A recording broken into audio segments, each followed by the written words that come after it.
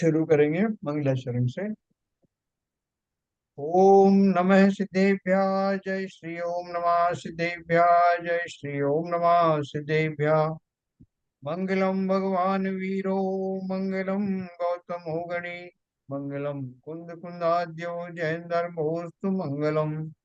सर्व मंगल मांगल्यम सर्व कल्याण कारकम प्रधानम सर्वधर्माणां जैनम जयतो शासनम। जैनम जयतो शासनम जैनम जयतो शासनम।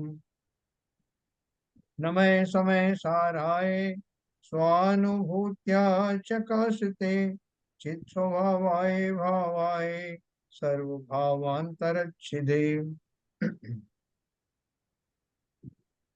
समय सार नाम के ग्रंथ में सर्व विशुद्ध ज्ञानाधिकार का स्वाध्याय हम लोग कर रहे हैं, जिसमें आचार्य कुंद कुंद ने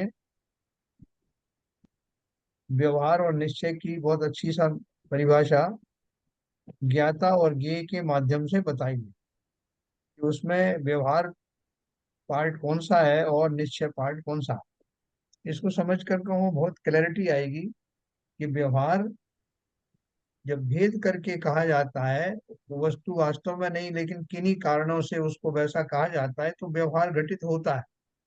जबकि जो वस्तु जैसी है हूबहू वैसा ही कहना वो निश्चय है। ठीक है।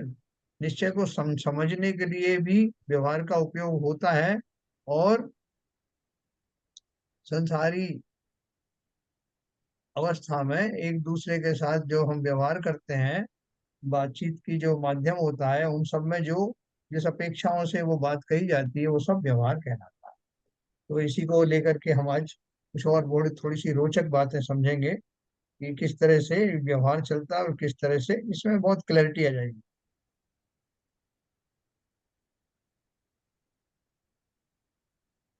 हाँ, ठीक है, अपन ने कल पढ़ा था।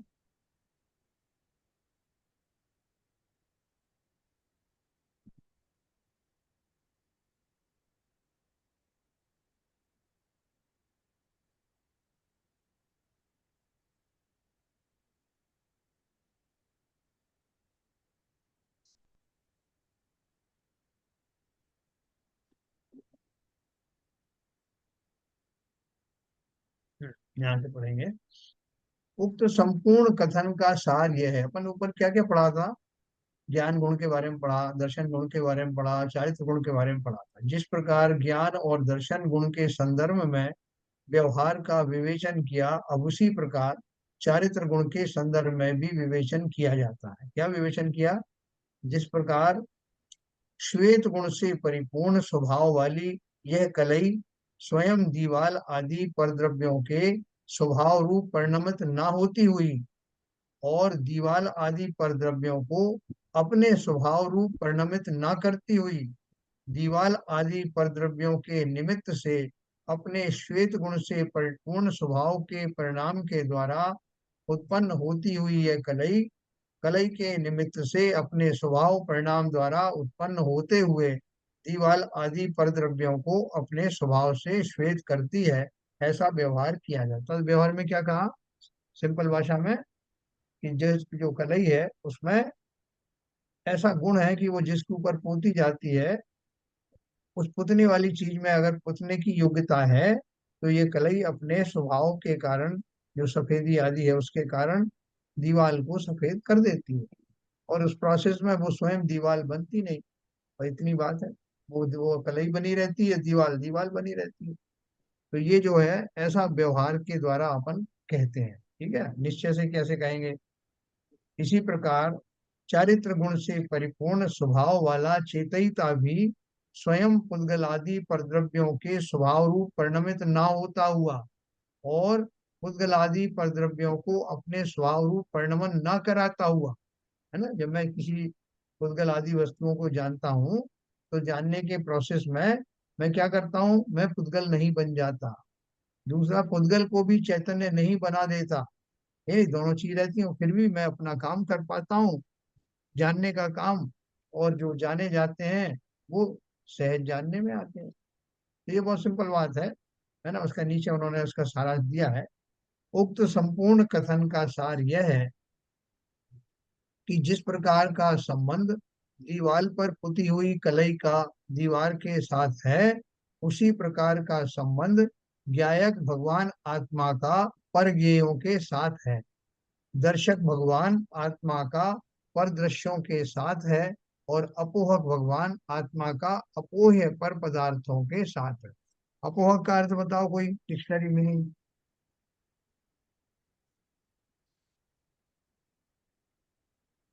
अर्थ जैसा ढूंढो जरा, अपोहक का अर्थ क्या है?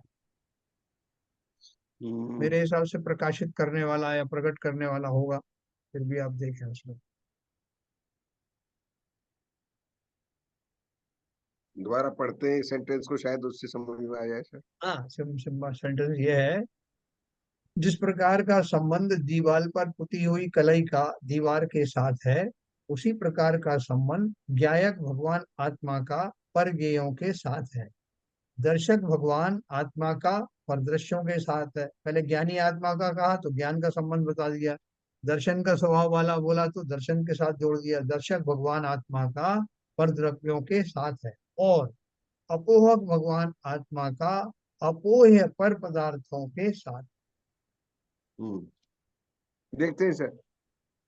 हाँ, देख लीजिए। बाकी उसका मेरे हिसाब से उसका एक जो भाव समझ में आ रहा है वो ये है कि वो जो प्रकाशित करने वाला है, प्रकट करने वाला आत्मा है, वो दूसरे पदार्थों को प्रकट कर पाता है, ये भी उसका स्वभाव। तात्पर्य है कि व्यवहार से भले ही कलई दीवाल को सफेद करने वाली कही जाती हो, दीवाल की कही जाती हो, तथापि वस्तु स्थिति यह है कि कलई और दीवाल अत्यंत भिन्न पदार्थ हैं ना? हाँ, एक मिनट में जरा दरवाजा बंद करते हैं।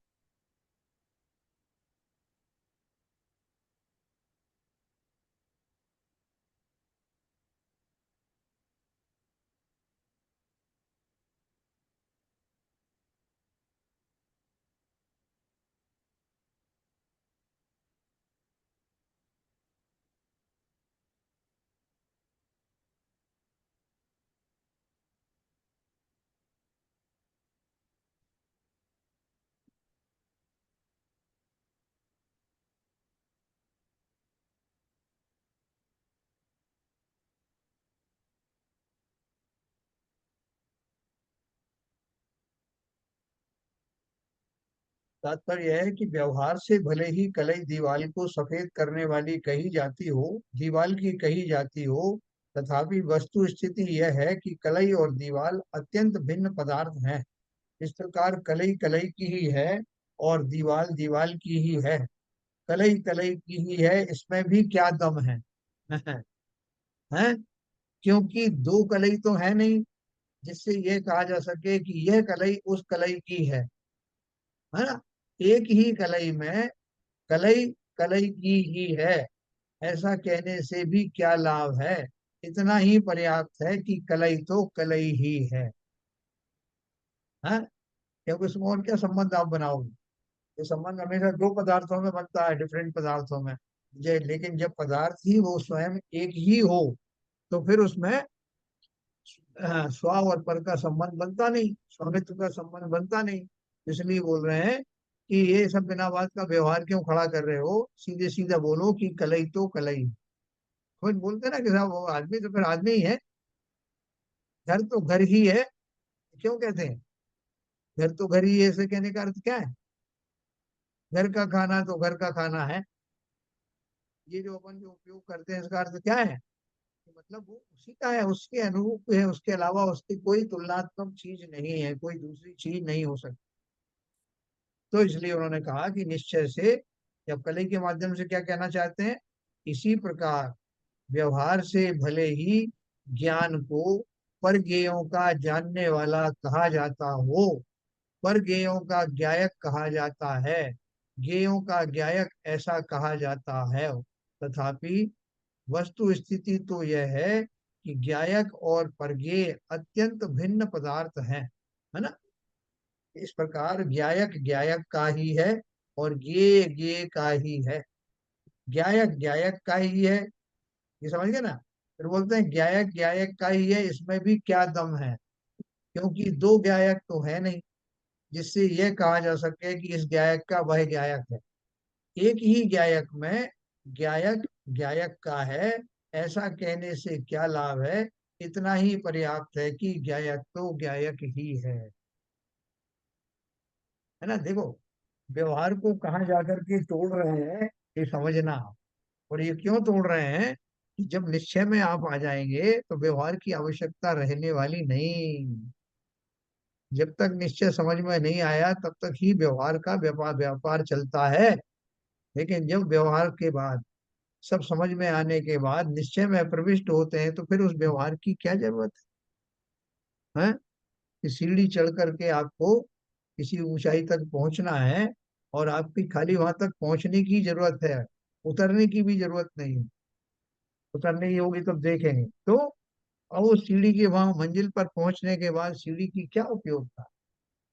तो ठीक उसी प्रकार से जब जीव को निश्चय का भान हो जाता है, निश्चय दशा का भान हो जाता है, ज्ञायक कौन है, ज्ञायक ये कौन है, इसमें कोई कंफ्यूजन नहीं रहता, तो फिर व्यवहार जो कि उसका निश्चय तक ले जाने का, निश्चय का कथन करने में सहायक था, अब उसकी आवश्यकता रही नहीं। क्योंकि धीरे धीरे जाकर के मैं निश्चय में यानी अपने स्वभाव स्वभाव में स्थापित होने वाला हूँ। तो इसी इसके लिए इतना वो सिद्धांत लेकर के आए हैं। ये तो उनको क्या जरूरत थी, ये कलई और फलाना ढिमका सबका? हमारी कलई खोलने थे उनको। क्या बताया कि हमको ये समझ में नहीं आ रहा था, इसलिए ये सब बात कही गई है। बाकी गायक तो गायक ही है। अब इस समझाने के लिए अपन कहते हैं, जैसे जैसा वो घी का अर्थ क्या है, ये घी घी घी घी किसे कहते हैं, क्षमा किसे कहते हैं? तो अब क्षमा का अर्थ समझाने के लिए अपन कहते हैं साहब, क्रोध का ना होना क्षमा है। क्यों? क्योंकि हम क्रोध से बहुत परिचित हैं, वो समझाया जाता है और उसके माध्यम से हम क्षमा समझ लेते हैं। तो ठीक इसी प्रकार से ये जितनी भी व्यवहार संबंधी बातें हैं, वो मात्र समझाने के लिए है। जैसे अपन दर्शन ज्ञान चारित्र बोलते हैं कि आत्मा का एक गुण है साहब, ये तीनों रत्नत्र हैं, सम्यक दर्शन ज्ञान चारित्र तीन रत्नत्र के धनी, तीन रत्न में पाना है, तो ये सब व्यवहार की बातें हैं। तीन रत्न वो अलग अलग है क्या? कि आत्मा का एक पार्ट जो है वो श्रद्धान्मय है, दूसरा ज्ञानमय है और तीसरा चारित्रमय है, ऐसा तो है नहीं। ये तीनों एक साथ ही आत्मा के अंदर संपूर्ण प्रदेशों में पाए जाते हैं। लेकिन उनको समझाने के लिए एक एक बात को अलग अलग कहा जाता है। ठीक इसी प्रकार से जब ज्ञाता और ज्ञेय की बात चल रही है, तो ज्ञाता ज्ञेय की बात क्यों चल अच्छा। रही है? एक सेकंड, क्योंकि आत्मा एक अनूठे स्वभाव का धनी है, जिसे चैतन्य कहते हैं, जिसे ज्ञानी कहते हैं। उस ज्ञान की महिमा समझाने के लिए और जीव की विलक्षणता समझाने के लिए उसका ज्ञाता दृष्टा रूप स्वरूप बताया जा। बोलिए। नहीं, आपने ने बताया कि क्षमा को समझने के लिए क्रोध को समझना जरूरी है क्या? नहीं, क्रोध के बहाने से समझाया जाता है ये, क्योंकि हम नहीं क्रोध से नहीं, ज्यादा परिचित हैं। मेरा मत, क्षमा तो क्षमा ही है। क्षमा तो हाँ, क्षमा ही है। क्षमा है, समझाने के लिए बोल रहे हैं, अपन व्यवहार उसके की बात कर उसको रहे हैं ना। समझाने के लिए क्रोध की आवश्यकता नहीं है कि क्रोध होगा तभी क्षमा आएगी। क्षमा तो हाँ, स्वभाव है। क्षमा तो इसलिए क्रोध तो अलग चीज है, और क्षमा क्षमा ही है, जैसे आप समझा रहे हैं ना, वही मेरे वही दिमाग में आया। क्षमा क्षमा ही है कहोगे तो वो निश्चय की बात हो गई। हाँ, लेकिन मैं अगर कोई वही। समझ नहीं पाए निश्चय, तो मैं उसको ऐसे ही समझाऊंगा, भैया तुमने क्षमा तो नहीं जानते, क्रोध को जानते हो, है ना। तो जो चीज समझाने के लिए जो व्यवहार किया जाता है वो सब व्यवहार में आता है ना? तो एक ही गायक में, अब ये बोलो कि साहब वो प्रकाश किसे कहते हैं, लाइट किसे कहते हैं, उजाला किसे कहते हैं? तो अब आप वो ये बोल कर रहे थे भाई उजाला तो उजाला ही होता है यार, इसमें क्या समझने की बात है? फिर वो उसके समझ में नहीं आया तो आपने धीरे से कहा भैया तुमने अंधेरा देखा है, उड़ा रहे अंधेरे से मुझे बहुत डर लगता है साहब। बोले जो अंधेरा है जब वो हट जाता है तो उस अवस्था का नाम ही उजाला है। अच्छा अच्छा अच्छा, ऐसा है क्या? तो समझ में आ गया। जो पर्यायवाची शब्द या जिस तरह के जो विरोधी शब्द हैं उनको बताने के माध्यम से निश्चय तक पहुंचने की बात की जाएगी। अभी आत्मा का ज्ञाता दृष्टा स्वरूप, उसका श्रद्धा गुण वाला स्वरूप, उसका चारित्र गुण वाला स्वरूप समझाने के लिए ये इतनी सारी उदाहरण दी है। और कहा कि जैसे हम कहें भैया आत्मा, आत्मा का कोई उदाहरण दो, आत्मा जैसा कोई और दूसरी चीज हो तो हाजिर करो जिससे हमें आत्मा समझ में आए। बोले भैया आत्मा को तो कोई समझा नहीं सकता, कोई दूसरा द्रव्य उसके समकक्ष है नहीं, इसलिए आत्मा तो आत्मा ही है। तो आत्मा ही है, इतने कहने से समझ में नहीं आया, इसलिए इतनी सारी बातें कही कलई के माध्यम से कि तुमने ये निश्चय कर दिया ना कि कलई तो कलई ही है, दीवाल दीवाल ही है, कोई एक द्रव्य दूसरा द्रव्य होता नहीं।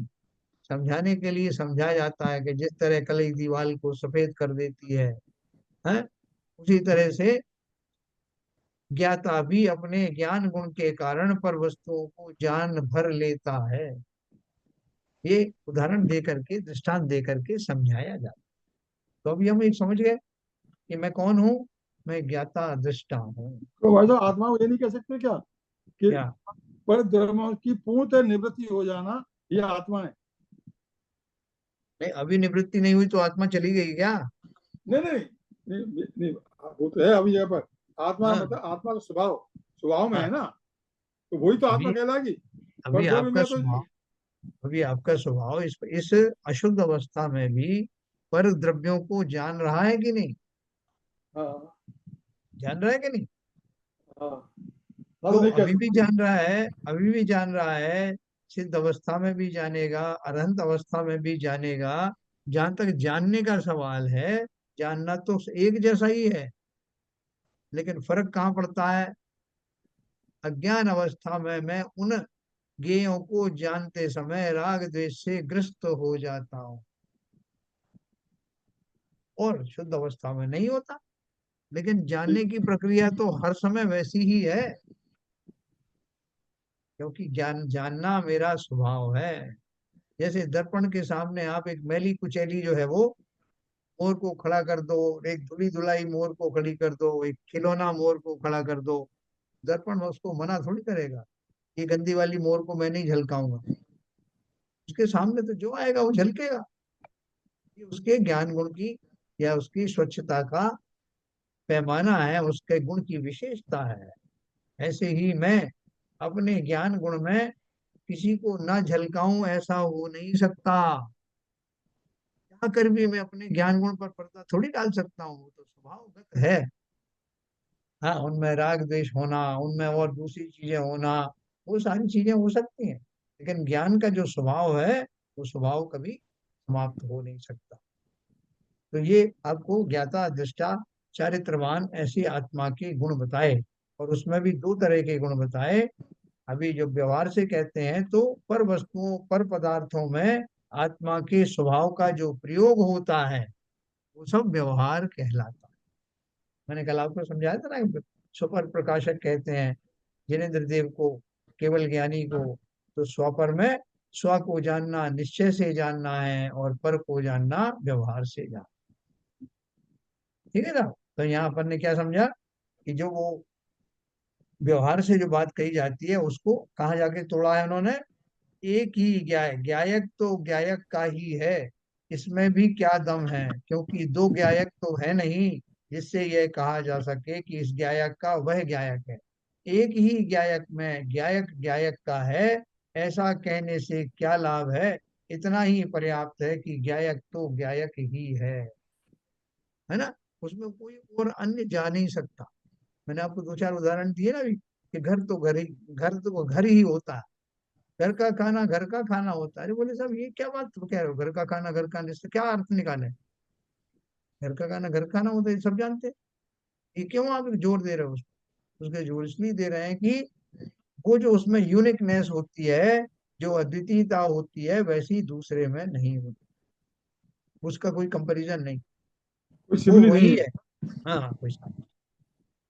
जिस प्रकार ज्ञायक आत्मा के संदर्भ में स्पष्टीकरण किया गया है, उसी प्रकार दर्शक आत्मा, श्रद्धात्मा, श्रद्धाता आत्मा और त्यागी आत्मा के संदर्भ में भी समझ लेना चाहिए, है ना?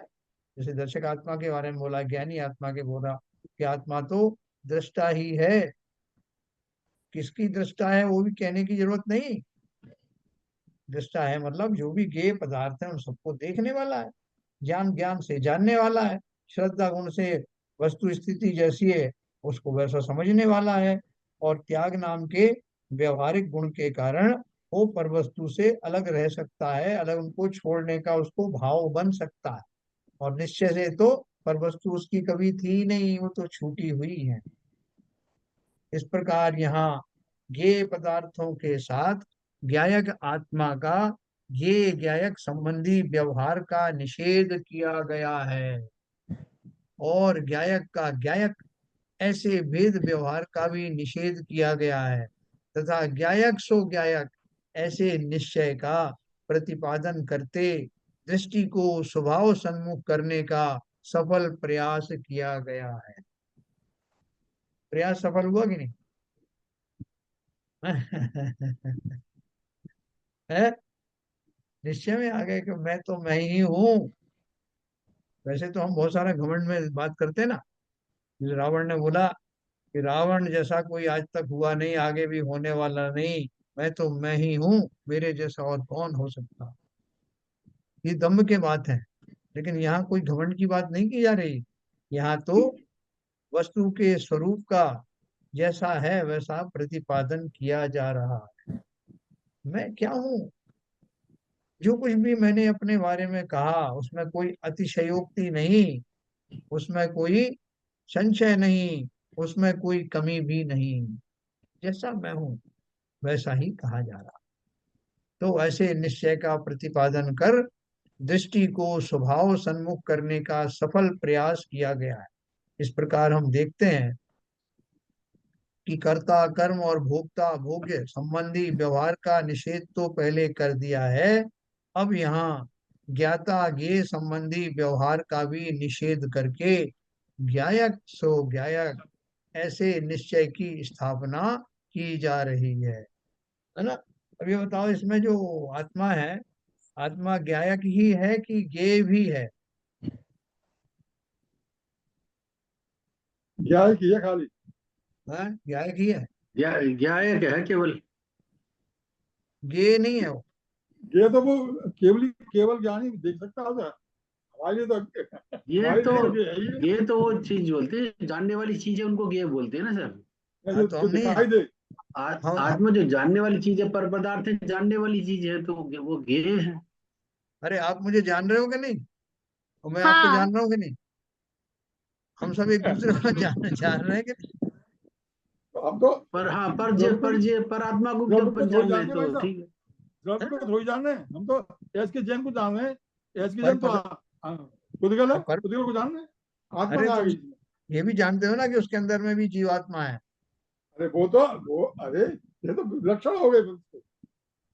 भाई वैसे अपन भी बात क्या कर रहे जी हैं? आत्मा तो है नहीं ना, सर, हम एक्चुअली क्या ये है, तो है जैसे ही। मैं कहूँ, जैसे अगर मैं कहूँ तो हाँ, मेरे पॉइंट ऑफ व्यू से वो सब ज्ञेय है ना एक्चुअली। जैसे मेरे जीव के रेस्पेक्ट में अगर मैं कहूँ तो जितने भी छह द्रव्य हैं वो ज्ञेय है।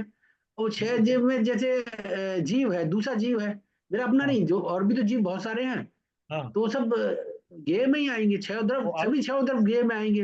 वो आपके लिए गेय तो है, लेकिन आप स्वयं मेरे किसी के मेरे दूसरे रेस्पेक्ट के जो गेय ना, हैं। आप भी तो किसी और के हाँ, गेय हैं। मैं दूसरे के लिए ज्ञेय हूँ, मैं दूसरे के लिए ज्ञेय बस, हूँ। तो यही तो बात कर रहे हैं, अब जीव द्रव्य मात्र की बात कर रहे हैं कि जीव द्रव्य में दोनों गुण है ना, कि वो जान भी सकता है और जाना भी जा सकता है। जाना जा सकने का गुण तो अजीब पदार्थों में भी है, लेकिन इसमें डबल गुण है कि जाना भी जा सकता है प्रमेयत्व गुण के कारण। अपन ने प्रमेय गुण पढ़ा था ना, कि सभी पदार्थ सभी द्रव्य किसी ना किसी ज्ञान के विषय अवश्य बनते हैं, इसे प्रमेयत्व गुण कहते हैं। तो मुझे भी लोग जानते हैं, इसलिए मैं भी ज्ञेय हूँ। दूसरे जीवों के लिए, दूसरे ज्ञानियों के लिए मैं ज्ञेय हूँ, और मेरे बाकी के जीव मेरे ज्ञेय हैं। तो इसलिए मैं दोनों रोल अदा करता हूँ, कि मैं ज्ञाता भी हूँ और ज्ञेय भी हूँ। ठीक है साहब, इसमें किसी कोई डाउट तो हम समझ में आ गई। हाँ, नहीं? तो देखो, बहुत अनुपम चीजें हैं ये। अपन को वैसे बोलचाल की भाषा में समझ में नहीं आता, लेकिन ये सब मेरे अंदर में क्या क्या क्वालिटीज हैं, ये अभी हमको समझ में आ रहा। इस प्रकार हम देखते हैं कि कर्ता कर्म और, हाँ ये हो गया, निषेध तो पहले कर दिया, अब यहाँ ज्ञाता ज्ञेय संबंधी व्यवहार का भी निषेध करके ज्ञायक सो ज्ञायक ऐसे निश्चय की स्थापना की जा रही है। इसके बाद आचार्य अमृतचंद्र आत्मख्याति में 3 छंद लिखते हैं, जिनमें 2 छंद उक्त गाथाओं में प्ररूपित भाव के पोषक हैं और तीसरा छंद आगामी गाथाओं की सूचना देता है। उक्त 10 गाथाओं के भाव के पोषक उन 2 कलशों का पद्यानुवाद इस प्रकार है। 215 ये शुद्ध द्रव्य निरूपणार्पित मतेस्तत्वं समुत्पश्यतो नैक द्रव्यगतं च काष्ठी किमपि द्रव्यांतरं जातुचित ज्ञानं ज्ञेयं वेति यत्तु तदेयं शुद्ध स्वभावादो यः किं द्रव्यांतरचुम्बनाकुल अधीयेस्तत्वाच्चैवन्ते जनाः। 215 का अर्थ क्या किया उन्होंने? एक द्रव्य में अन्य द्रव्य रहता हो ऐसा, एक द्रव्य में अन्य द्रव्य रहता हो ऐसा भाषित कभी नहीं होता है ज्ञानी जनों को। शुद्ध भाव का उदय ज्ञेय का ज्ञान न जाने, फिर भी क्यों अज्ञानी जन आकुल होते हैं। क्या द्वार बताया इसका? शुद्ध तत्व के निरूपण में लगी है बुद्धि जिसकी, और जो ज्ञानी जीव तत्व को अच्छी तरह जानता है, अनुभवी है, उसे एक द्रव्य के भीतर कोई अन्य द्रव्य रहता है ऐसा कभी भी भाषित नहीं होता। ज्ञानी को पक्का पता है कि एक द्रव्य में दूसरा द्रव्य प्रविष्ट होता नहीं। कैसा है ज्ञानी? कि जो शुद्ध तत्व के निरूपण में लगा हुआ है, इसकी बुद्धि शुद्ध तत्व के को खोजने में निपुण हो गई है, इसलिए वो उसने खोज करके मालूम किया और अब उसको पक्का विश्वास है कि प्रत्येक द्रव्य यूनिक है, उसके अंदर कोई दूसरा द्रव्य नहीं रह सकता, ऐसा कभी आत्मा भी तो भाषित नहीं। शरीर के अंदर रहती है ना सर, एक्चुअली जीवात्मा शरीर हाँ, में ही रहती है। अंदर का मतलब क्या समझे? अंदर का मतलब अपन ने कल अपने गाथाएं पढ़ी थी कि दूसरा द्रव्य बाहर से ही लौटता रहता है, अंदर में उसमें समाहित नहीं होता। आत्मा का अस्तित्व कितना है? उसके आत्म प्रदेशों जितना।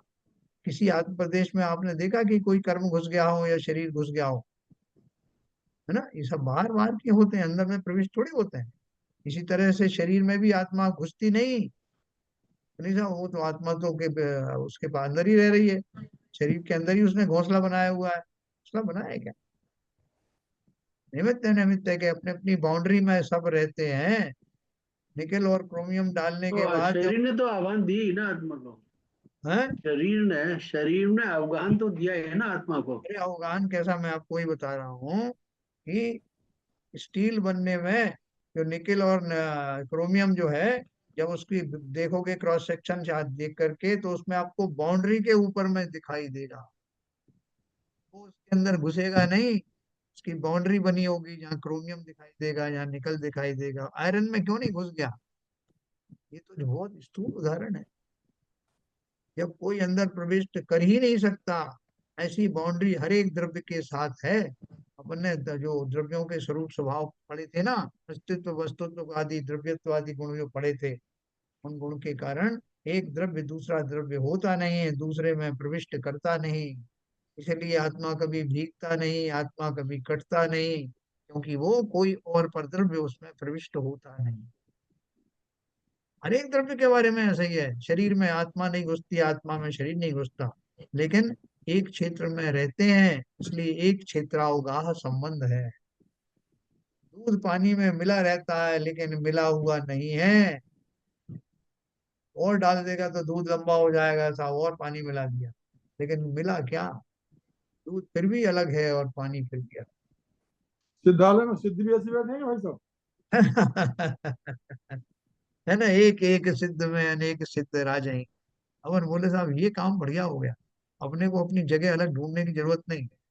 पहले से नक्की कर लेंगे कि मैं तो फलां आदमी के फलां भगवान की आत्मा में समा जाऊंगा, और दूसरा जो है वो दूसरे में समा ले। पहले से ही अपनी सीट बुकिंग कर ली है, कहीं और कहीं जाने की जरूरत नहीं।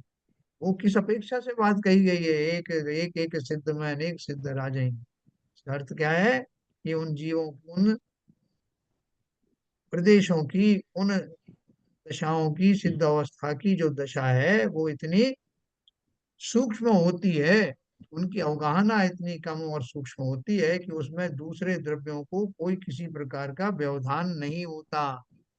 सब पास पास ही दिखाई देते हैं, लेकिन सबकी इंटेंसिटी अलग अलग है। अगर सब मिक्स हो जाए तो फिर उनका अस्तित्व ही समाप्त हो जाए। ठीक है ना। तो ये जो बेसिक चीज है, बीच बीच में अपन भूल जाते हैं। एक द्रव्य दूसरे द्रव्य में प्रवेश नहीं पा सकता, है ना। आपने उस दिन जो है वो हाइड्रोजन और ऑक्सीजन की भी बात की थी ना। तो हमें दिखता है कि वो एक दूसरे में मिल गए, लेकिन मिले क्या? अगर मिल जाते हमेशा के लिए तो कभी अलग नहीं किए जा सकते। शरीर और आत्मा अगर अलग अलग नहीं होते तो अनादि काल से साथ रहने पर आत्मा या तो शरीर हो जाती या शरीर आत्मा बन जाती। ठीक है ना। तो ऐसा होता नहीं, इसलिए ज्ञानी को ये बात पता है। हमको शंकाएं हो जाती हैं क्योंकि हम अभी ज्ञानी हुए कहाँ हैं। तो शुद्ध तत्व के निरूपण में लगी है बुद्धि जिसकी, और जो ज्ञानी जीव तत्व को अच्छी तरह जानता है, अनुभवी है, उसे एक द्रव्य के भीतर कोई अन्य द्रव्य रहता है ऐसा कभी भी भाषित नहीं होता। यदि ज्ञान ज्ञेय को जानता है तो वह तो ज्ञान के शुद्ध स्वभाव का उदय है। ऐसा होने पर भी ज्ञान को अन्य द्रव्य के साथ स्पर्श होने की मान्यता से आकुल बुद्धि वाले कुछ लोग तत्व यानी शुद्ध स्वरूप से च्युत क्यों हो जाते? क्या बोला उन्होंने? यदि ज्ञान ज्ञेय को जानता है तो वह तो ज्ञान के शुद्ध स्वभाव का उदय है। मैं अपने ज्ञान से दूसरी वस्तुओं को जानता हूं तो क्यों जानता हूं? क्योंकि ज्ञान का स्वभाव है ऐसा। ऐसा होने पर भी ज्ञान को अन्य द्रव्य के साथ स्पर्श होने की मान्यता से आकुल बुद्धि वाले कुछ लोग तत्व से च्युत क्यों होते हैं? बहुत सारे लोग तो मानते हैं कि वो मेरा जो ज्ञान है वो उन द्रव्यों को स्पर्श करके ही आया है। भाई से बात पूछी थी, हाँ जब केमिकल रिएक्शन होता है, दो एलिमेंट का रिएक्शन होता है, हाँ। तो कोई नया नया एलिमेंट नहीं बनता ना, जो कंपाउंड बनता है ना। हाँ दो कंपाउंड। तरह का मिक्सचर होता है, एक तो जो है मिक्सचर वाला होता है और एक केमिकल कंपाउंड होता है ना। अच्छा। जिसे यौगिक कहते हैं, जैसे पानी बना, हाँ यानी हाँ, दो द्रव्यों का बन के कंपाउंड तीसरा द्रव्य बना। मैं मैं पूछ रहा था, हाँ एलिमेंट अगर दो मिलेंगे आपस में तो नया हाँ एलिमेंट नहीं होगा, वो यौगिक, वो कंपाउंड कहलाएगा, है ना। हाँ हाँ। कंपाउंड कहलाए। हाँ, एलिमेंट नहीं कहलाएगा। हाँ, कंपाउंडिंग कहलाए, बिल्कुल। ठीक है। तो देखो, अभी जो साइंस भी क्या मानती है कि मैं परवस्तु को कैसे देखता हूँ। साइंस में अगर आप बोलो कि साहब ये मेरे सामने जो ना एक टेबल रखी हुई है, इस टेबल को मैं कैसे देखता हूँ, तो इसकी प्रक्रिया क्या बताएंगे वो? प्रक्रिया क्या बताएं? मैंने टेबल देखी का इसका अर्थ क्या है कि टेबल के आसपास से प्रकाश की किरणें रिफ्लेक्ट होकर के मेरी आंख की रेटिना पर पड़ती, और रेटिना पर उसकी उल्टी इमेज बनती, और मैं अपने मस्तिष्क के बल पर अपने ज्ञान के द्वारा उस इमेज को सीधा करके जान लेता हूँ और मुझे पता लग जाता है कि ये टेबल है। इस पूरे प्रोसेस में मैं टेबल के अंदर घुसा क्या, या टेबल मेरे अंदर घुसी क्या? ये तो साइंस की बात कर रहे हैं जो बहुत सूक्ष्म नहीं है। तो इसी प्रकार से जब ज्ञान की चक्षु से आप जानेंगे तो मैं किसी भी द्रव्य को छूता नहीं, स्पर्श नहीं करता। बिना स्पर्श किए ही मेरा ज्ञान वहां तक पहुंचता है। मैं यहाँ बैठा हूँ समो शरण में, मैं उन भगवान का जो है दर्शन करके लौट आता हूँ। सीमंदर स्वामी के दर्शन किए लौट आता। क्यों साहब आप वहां गए ही नहीं फिजिकली? तो क्या गया था? बोले मेरा ज्ञान गया था। तो ज्ञान आपका वहां चला गया, अब आपके पास बचा ही नहीं होगा, खत्म हो गया। बोले ज्ञान की एक अभूतपूर्व दशा है कि बिना किसी में प्रविष्ट हुए ज्ञान के ये में, और वो उन वस्तुओं को अपने ज्ञान स्वभाव से जान लेता है। कैसी कैसी विशेषताएं हैं हमारे अंदर, क्या बैठे बैठे एक सेकंड में कुंद कुंदमाचार्य ने यहीं से नमस्कार ठोका और वहां उन्होंने कहा धर्म बुद्धि हो, धर्म वृद्धि हो। तो वहां बैठे हुए लोगों ने बोला कि अभी तो किसी ने नमस्कार किया नहीं, महाराज भगवान ये किसको आशीर्वाद दिया जा रहा है? तब उन्होंने बताया, उनके ज्ञान में आया कि फला फला जो भरत क्षेत्र के आर्यखंड में एक कुंद कुंद नाम के जो मुनि है उन्होंने नमस्कार किया। तो कितनी महिमा है। मैं अपने ज्ञान के बल पर योजनों दूर बैठी हुई वस्तु को जान लेता हूँ। ये चंद्रमा है, ये सूर्य है, ये इतने इतने विमान है, ये सब कुछ जानता हूँ। तो इसलिए बोल रहे हैं यदि ज्ञान ज्ञेय को जानता है तो वह तो ज्ञान के शुद्ध स्वभाव का उदय है। ऐसा होने पर भी ज्ञान को अन्य द्रव्य के साथ स्पर्श होने की मान्यता से आकुल बुद्धि वाले कुछ लोग शुद्ध स्वरूप से च्युत क्यों होते हैं। वो इस तरह की भ्रांतियां, बहुत सारी भ्रांतियां जीवों ने पाल रखी हैं, तो उनको सब निकाल रहे हैं एक एक करके और हमें अपने शुद्ध स्वभाव का ज्ञान करा, है ना। अब देखो 216 में पढ़ेंगे अपन। बस सिंपल सिंपल चीजें हैं, लेकिन ये एक बार आपके समझ में आएंगी ना, तो नींद में से भी कोई जगा के आपसे पूछेगा तो आपका वही उत्तर निकलेगा जो ना महाराज जी ने कहा, आचार्य श्री ने कहा। शुद्ध द्रव्य स्वरस भव, स्वरस भवनात् किम स्वभाव शेष शेष मन्य द्रव्यम भवति यदि वा तस्य किम स्यात् स्वभाव है। ज्योत्सना रूपम स्नपयति भुवम नैव तस्यास्ति भूमि ज्ञानम ये कलयादि सदा ज्ञेयमस्यास्ति नैव। 217 भी पढ़ते हैं। राग द्वेष दय मुदयते तावदेत्र तावदेतत्र यावत् ज्ञानम ज्ञानम भवति न पुनर्बोध्यताम याति बोध्यम। ज्ञानम ज्ञानम भवतु तदिदं न्यकृता ज्ञान भावम भावा भावो भवति तिर्यन् येन पूर्ण स्वभाव है। शुद्ध द्रव्य का निज रस रूप परिणमन होता, शुद्ध द्रव्य का निज रस रूप परिणमन होता, वह पर रूप या पर उस रूप नहीं हो सकते। अरे चांदनी की जो भूमि नहीं हो सकती, त्यों ही कभी नहीं हो सकते ये ज्ञान के। देखो ये भी बात बहुत सिद्धांत समझना। शुद्ध नय का निज रस रूप से परिणमन होता है, अर्थात आत्मा का ज्ञानादि स्वभाव रूप परिणमन होता है।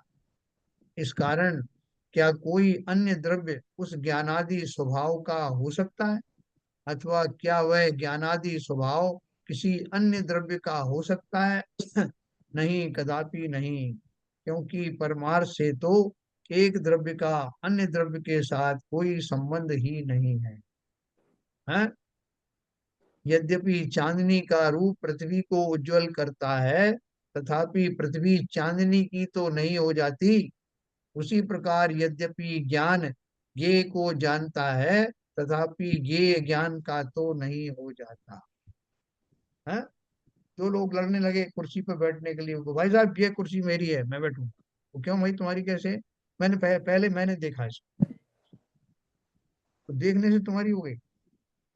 वो ताजमहल को तुम देख लोगे, वहां इतने लोग देख रहे हैं तो सबकी हो गया क्या? तो इसी बात को लेके वो एक जोक चलता है ना कि वो बम्बई में कोई आदमी आया गांव से, तो उसने वो बिल्डिंगें देख रहा था ऊंची ऊंची।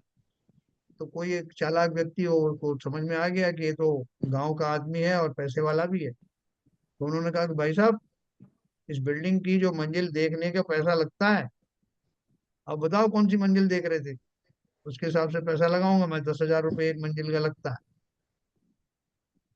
तो वो उसने सोचा कि यार थोड़ी चालाकी कर लेते हैं, देख तो रहा हूँ मैं 40वीं मंजिल, बता दूंगा इसको 20। तो उतना ही पैसा लगता है, उतना ही पैसा दे दिया। तो जीव का भोलापन देखो। तो यहाँ उस मूर्खता से बचने के लिए बता रहे हैं कि मात्र देख लेने से यानी ज्ञान जान लेने से वो वस्तु हमारी नहीं हो जाती। है, ये बहुत अच्छे से समझना।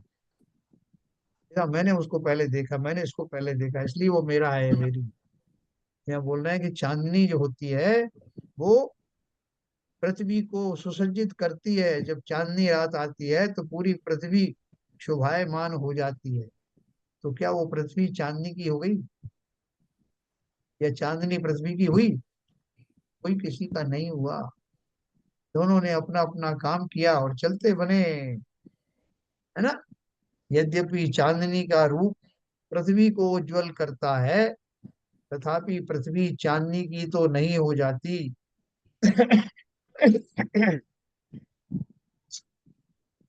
उसी प्रकार यद्यपि ज्ञान ज्ञेय को जानता है, तथापि ज्ञेय ज्ञान का तो हो नहीं जाता। इसलिए संसार की समस्त वस्तुओं से निष्प्रह रहना। साहब मैंने इतना सुंदर दृश्य देखा, मैंने ये भी देखा, अरे वो केवल ज्ञानी तो हर पल देखते हैं, सभी दृश्य देखते हैं, लेकिन किसी ज्ञेय को के ऊपर क्लेम करते हैं क्या, ये मेरा है। तो इसलिए ज्ञेय कभी ज्ञान के होते नहीं। कहाँ लेके जा रहे हैं वो, किस बात का राग कर रहे हो, किस चीज से राग कर रहे हो? तुम मात्र जानते हो। आधिपत्य तो तुमने जबरदस्ती अपनी मान्यता में बना रखा है, लेकिन वास्तव में तो तुम मात्र जानते हो, और जानने मात्र से कोई वस्तु तुम्हारी हो नहीं जाती। ये बहुत बढ़िया सिद्धांत है ना। उक्त दोनों कलशों का सार यह है कि ज्ञान का समस्त ज्ञेयों को जानना कोई अपराध नहीं है, अपितु ज्ञान के स्वभाव का उदय ही है।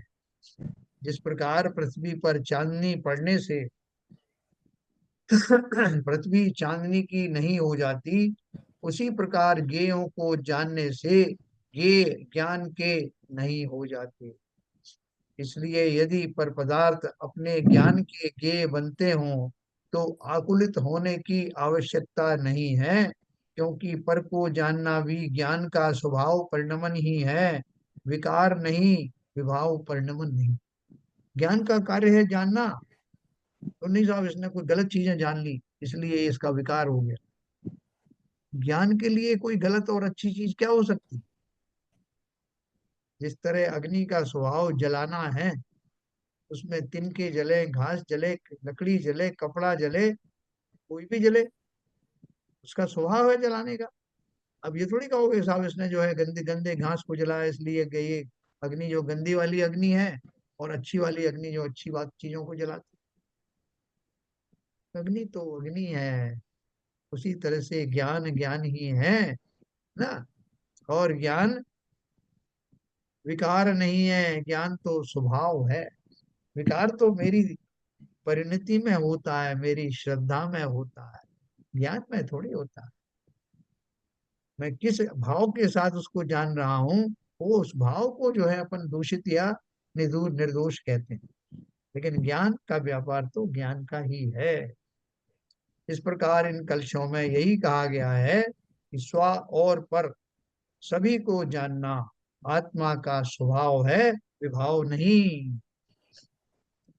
पर ज्ञेयों के जानने से ना तो ज्ञान ज्ञेय रूप होता है और ना ज्ञेय ज्ञान रूप होते हैं। दोनों पूर्णतः असंपृक्त ही रहते हैं, है ना, कोई किसी से जुड़ता नहीं।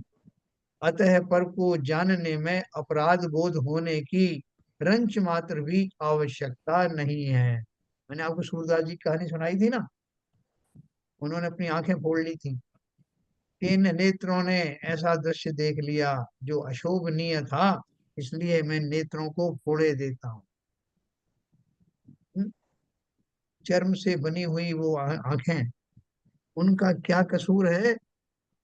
वो तो एक उपकरण मात्र है, वो स्वयं भी जानते नहीं, लेकिन उनके माध्यम से जानने वाला तो मैं ही हूँ। और मैंने अपने जानने में अपराध नहीं किया, जानते हुए जिस रागादि से द्वेषादि से मैं जुड़ा, वही मेरा अपराध था। उसकी सजा मुझे अलग से मिलती है, ज्ञान के कारण नहीं। अतः पर को जानने में अपराध बोध होने की रंच मात्र भी आवश्यकता नहीं है। अब आगे की गाथाओं की सूचना देने वाले कलश काव्य लिखते हैं। कलश काव्य कौन सा है? 217 पढ़ लिया आपने सर? पढ़ लिया, ओके। हाँ जी, इसका हिंदी बहुत बढ़िया, हिंदी पढ़िए। वाह, बहुत बढ़िया।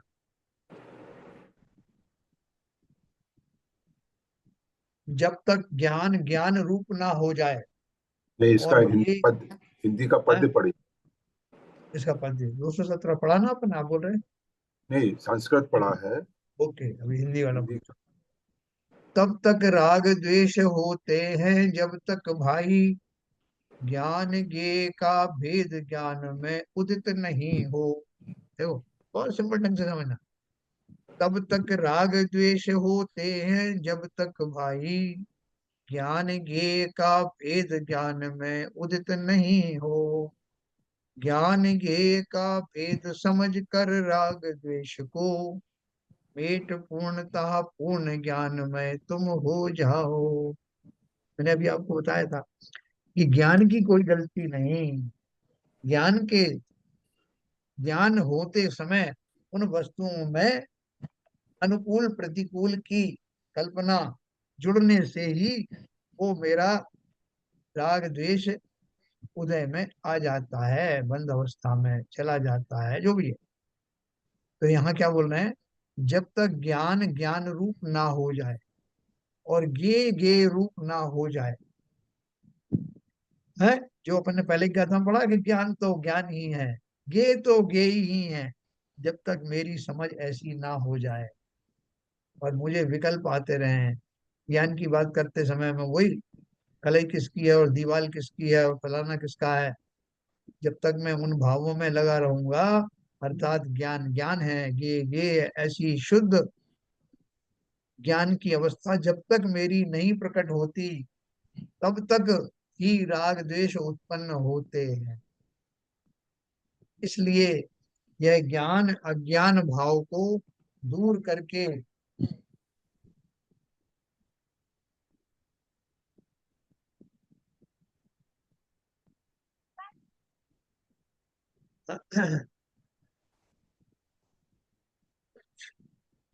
इसलिए ये बोल रहे हैं, जब तक ज्ञान ज्ञान रूप ना हो जाए और ज्ञेय ज्ञेय रूप ना हो जाए तब तक ही राग द्वेष उत्पन्न होते हैं।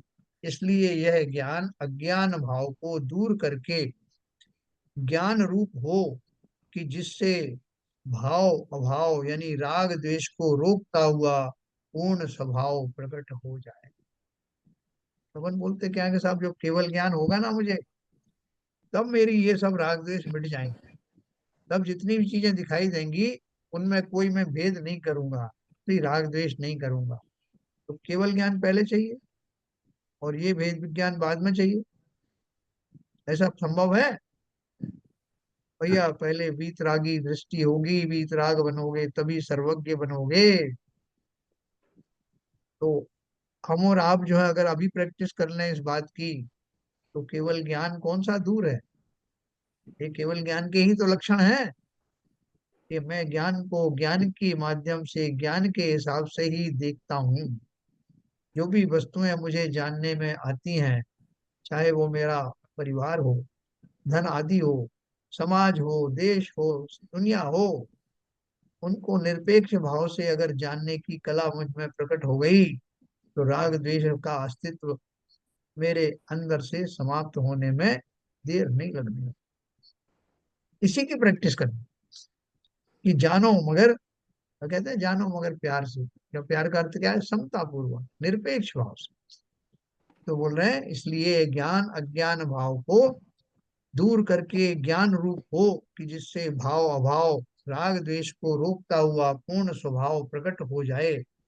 इस प्रकार इस कलश में यही कहा गया है कि जब तक ज्ञान और ज्ञेयों में अंतर ख्याल में नहीं आता, अर्थात ज्ञेयों को जानते हुए भी ज्ञान ज्ञेय रूप नहीं होता और ज्ञेय ज्ञान रूप नहीं होते, यह बात ख्याल में नहीं आती, तब तक अज्ञान भाव रहता है। और जब तक अज्ञान भाव रहता है तब तक राग द्वेष उत्पन्न होते ही रहते हैं। अतः ज्ञेयों को जानते हुए भी ज्ञान की ज्ञेयों से भिन्नता जानना बहुत जरूरी है। यह भिन्नता जान लेने पर राग द्वेष का अभाव होता जाता है और एक दिन राग द्वेष का पूर्णता अभाव होकर केवल ज्ञान है। जो बात मैं आपसे कह रहा, आचार्यों को केवल ज्ञान दिलाने की का के लिए बहुत उत्साह है, स्वयं भी प्राप्त करने का और दूसरों को प्राप्त कराने का बहुत उत्साह है, इसलिए उसकी पहले से प्रैक्टिस करा रहे हैं। वो केवल ज्ञान की दशा तो बाद में आएगी, उसके पहले ही उसकी तैयारी शुरू कर दी है। तो इसलिए ये भिन्नता जान लेने पर ज्ञान ज्ञान ही है। देखो एक सबसे बढ़िया बात क्या है कि संसार के समस्त अचेतन पदार्थ मात्र ज्ञेय ही हैं, ज्ञाता नहीं। तो अपन अपनी कैटेगरी बनाते साहब, सब एक जगह इकट्ठे हो जाओ, इंजीनियर इंजीनियर एक तरफ हो जाओ, डॉक्टर डॉक्टर एक तरफ हो जाओ, गरीब गरीब एक तरफ हो जाओ, अमीर अमीर एक तरफ हो जाओ, जैन जैन एक तरफ हो जाओ। तो ये हम इस तरह की कैटेगरी बनाते हैं, उस समय बड़ा अच्छा भी लगता है, कहीं ना कहीं हमारा अस्तित्व उस कैटेगरी। उसी तरह से ज्ञाताओं की दृष्टि से मैं ज्ञाता हूँ, और जितने भी ज्ञेय हैं, खासतौर से अचेतन ज्ञेय, वो मेरे परिवार के नहीं, वो मेरी श्रेणी के नहीं, और उनसे ही तो मैं राग द्वेष करता हूँ, धनादि से, स्त्री पुरुषों के शरीर से, उन सबसे मोह करता हूं, उनकी आत्माओं से नहीं करता। तो भैया अपना विवेक जगाओ और अपनी कैटेगरी पहचानो, मैं तो ज्ञाता हूँ, ये सब ये है, इनका मेरे से क्या मुकाबला। जितने भी पुद्गल पदार्थ हैं, पुद्गल अचेतन पदार्थ हैं, उनको तो बिना किसी संकोच के मैं अलग कैटेगरी में डाल सकता हूँ। रही बात चेतन की, तो उसकी चर्चा अपन कल करने वाले। ठीक है जी। आज के टॉपिक में आपको थोड़ा एक अलग चीज फील आई होगी, मैं मतलब कैसा निरपेक्ष होकर के जान सकता हूँ, ये मेरा स्वभाव है, कोई विशेष वो नहीं है, स्वभाव ही है, आप मानो या ना मानो, जानो या ना। ठीक है सर। तो चलिए, समय हो गया, निर्माणी स्तुति करेंगे। कल अपन देखेंगे कि जो और जो ज्ञेय पदार्थ हैं, ज्ञाता पदार्थ हैं, जो चैतन्य हैं और दो ज्ञाता भी हैं, उनसे और मुझसे क्या भेद विज्ञान किया जा सकता है। आज तो मैंने उनसे किया अचेतन पदार्थों से, कल करूंगा चेतन पदार्थ। ठीक है सर, चलिए निर्माणी स्तुति करेंगे। नित्यतम नाश वेको ज्ञान के प्रकाश वेको अपर भास वेको भानु से बखानी है। छहो द्रव्य जान वेको बंध विधि भान वेको स्वपर पिछान वेको परम प्रमाणी है। अनुभव बताए वेको जीव के जताए वेको काहू न सताए वेको भव्य और आनी है। जहाँ तहाँ थार वे को पार के उतार वे को सुख विस्तार वे को यही जिन वाणी है। हे जिन वाणी भारती तो है जो पूजन रहन, जो तेरी शरणा गए सो पावे सुख चैन। या वाणी के ज्ञान से सूझे लोकालो, सो वाणी मस्तक धरो सदा देते हैं धो, सदा देते हैं धो। जिनवाणी माता की जय। जय।